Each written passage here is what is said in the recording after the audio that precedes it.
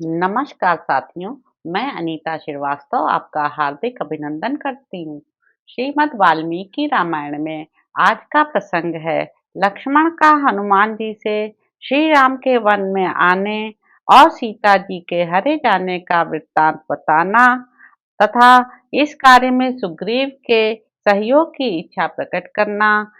हनुमान जी का उन्हें आश्वासन देकर उन दोनों भाइयों को अपने साथ ले जाना।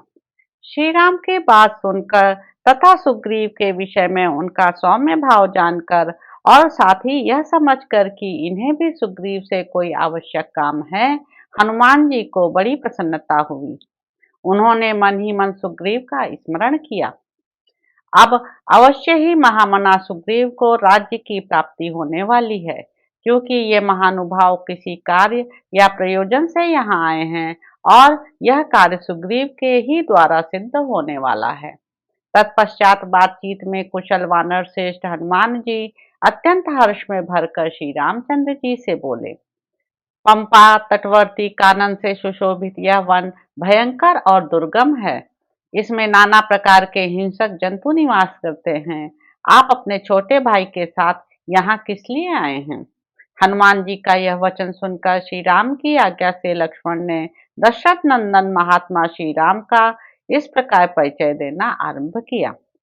विद्वान, इस पृथ्वी पर दशरथ नाम से प्रसिद्ध जो धर्मानुरागी तेजस्वी राजा थे, वे सदा ही अपने धर्म के अनुसार चारों वर्णों की प्रजा का पालन करते थे।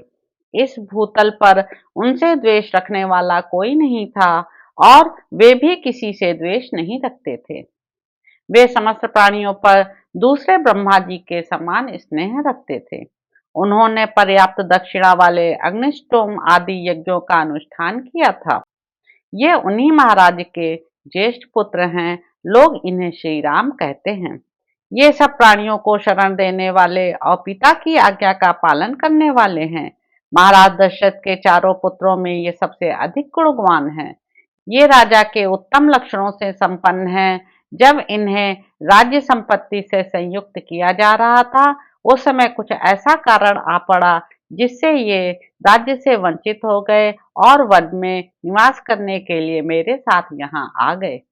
महाभाग, जैसे दिन का क्षय होने पर सायंकाल महातेजस्वी सूर्य अपने प्रभा के साथ अस्ताचल को चले जाते हैं, उसी प्रकार ये जितेंद्रिय श्री रघुनाथ जी अपनी पत्नी के साथ वन में आए थे। मैं इनका छोटा भाई हूँ। मेरा नाम लक्ष्मण है। मैं अपने कृतज्ञ और बहुज्ञ भाई के गुणों से आकृष्ट होकर इनका दास हो गया हूँ। संपूर्ण भूतों के हित में मन लगाने वाले, सुख भोगने के योग्य, महापुरुषों द्वारा पूजनीय, ऐश्वर्य से हीन तथा वनवास में तत्पर मेरे भाई की पत्नी को इच्छानुसार रूप धारण करने वाले एक राक्षस ने सोने आश्रम से हर लिया। जिसने इनकी पत्नी का हरण किया है, वह राक्षस कौन है और कहाँ रहता है, इत्यादि बातों का ठीक ठीक पता नहीं लग रहा है। दनु नामक एक दैत्य था, जो शाप से राक्षस भाव को प्राप्त हुआ था। उसने सुग्रीव का नाम बताया और कहा, वानर राज सुग्रीव सामर्थ्यशाली और महान पराक्रमी हैं। वे आपकी पत्नी का अपहरण करने वाले राक्षस का पता लगा देंगे। ऐसा कहकर तेज से प्रकाशित होता हुआ दनु स्वर्गलोक में पहुंचने के लिए आकाश में उड़ गया।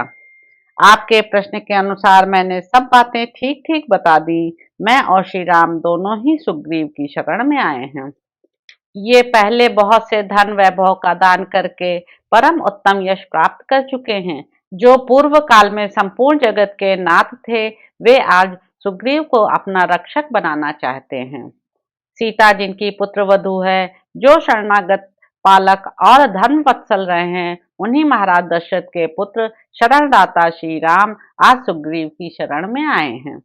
जो मेरे धर्मात्मा बड़े भाई श्री रघुनाथ जी पहले संपूर्ण जगत को शरण देने वाले तथा शरणागत वत्सल रहे हैं, वे इस समय सुग्रीव की शरण में आए हैं। जिनके प्रसन्न होने पर सदा यह सारी प्रजा प्रसन्नता से खिल उठती थी, वे ही श्री राम आज वानर राज सुग्रीव की प्रसन्नता चाहते हैं। जिन राजा दशरथ ने सदा अपने यहाँ आए हुए भूमंडल के सर्व सद्गुण संपन्न समस्त राजाओं का निरंतर सम्मान किया, उन्हीं के ये त्रिभुवन विख्यात ज्येष्ठ पुत्र श्री राम आज वानर राज सुग्रीव की शरण में आए हैं। श्री राम शोक से अभिभूत और आर्त होकर शरण में आए हैं। युद्धपतियों सहित सुग्रीव को इन पर कृपा करनी चाहिए। नेत्रों से आंसू बहाकर करुणाजनक स्वर में ऐसी बातें कहते हुए सुमित्रा कुमार लक्ष्मण से कुशल वक्ता हनुमान जी ने इस प्रकार कहा। राजकुमारों, वानर राज सुग्रीव को आप जैसे बुद्धिमान, क्रोध विजयी और जितेंद्रिय पुरुषों से मिलने की आवश्यकता थी। सौभाग्य की बात है कि आपने स्वयं ही दर्शन दे दिया। वे भी राज्य से भ्रष्ट हैं। वाली के साथ उनकी शत्रुता हो गई है।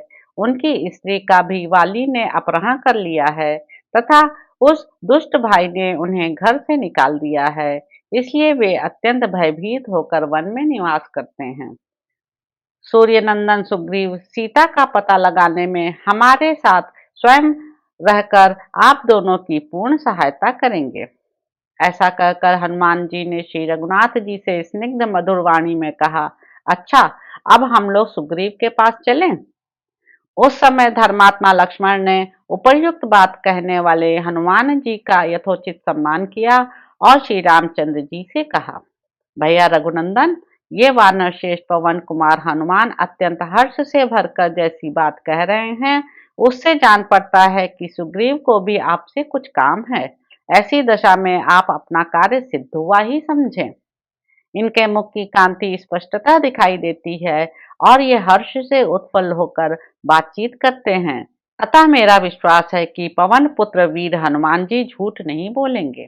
तदंतर परम बुद्धिमान पवन पुत्र हनुमान जी उन दोनों रघुवंशी वीरों को साथ ले सुग्रीव से मिलने के लिए चल दिए। कपिवर हनुमान ने भिक्षु रूप को त्याग कर वानर रूप धारण कर लिया। वे उन दोनों वीरों को पीठ पर बिठाकर वहां से चल दिए। महान यशस्वी तथा शुभ विचार वाले महापराक्रमी वे कपिवीर पवन कुमार कृतकृत्य से होकर अत्यंत हर्ष में भर गए और श्री राम लक्ष्मण के साथ गिरिवर ऋष्यमुख पर जा पहुंचे। तो इस प्रकार साथियों, किष्किंधा कांड में निहित चौथा सर्ग यहाँ पर समाप्त होता है।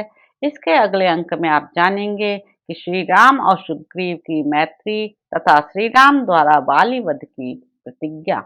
मेरे YouTube चैनल संवाद विद अनीता को लाइक करें, शेयर करें, सब्सक्राइब करें। धन्यवाद साथियों।